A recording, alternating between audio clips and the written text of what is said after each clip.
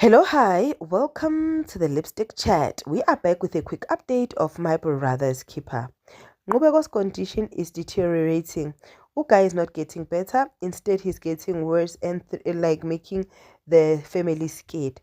Mshengu got a call ukuthi no, he had a heart failure and told the brothers, and at this point the brothers are not happy. But what the brothers are not happy about even more is when they were told ukuthi usesibhedlele njengoba uphoyizini ubani umamchunu. Umamchunu wazama ukuxolisa-ke wabuza ukuthi ngiyani-understanda ni-move on, everyone is moved on, everyone is happy, everybody's treating uNqubeko like nothing happened. But what about me? Has anybody sat and considered my feelings and thought about me? Hayi, njengoba ayenze lento ayenzile uDoreen afuna ukumbophisa uDoreen. Ekumbophiseni kwakhe, it would mean ukuthi umamchunu akasahlale nefamily sekahlale ejele. But everybody was quiet like when they were at hospital because they do not want ukuthi uGirl aboshwe, right? But now that uGirl is out, they're talking umshengu akamfuni nje umamchunu at this point because ubuzeni umamchunu ukuthi manje ngoba kufe eyakho ingane ufuna ukubulala eyami.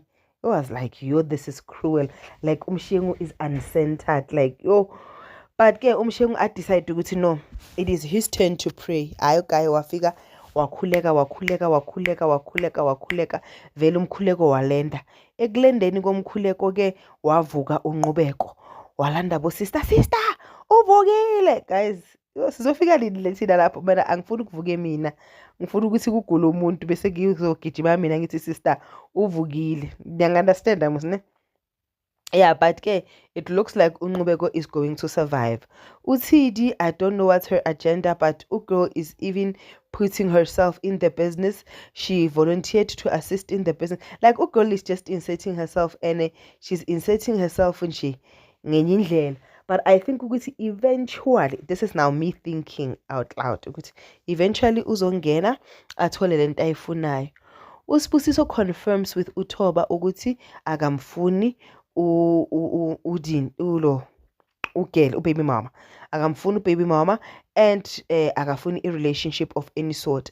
That's why she will not be taking ubaby mama to emshadweni kababu wakhe. Wambuza uThoba wathi zange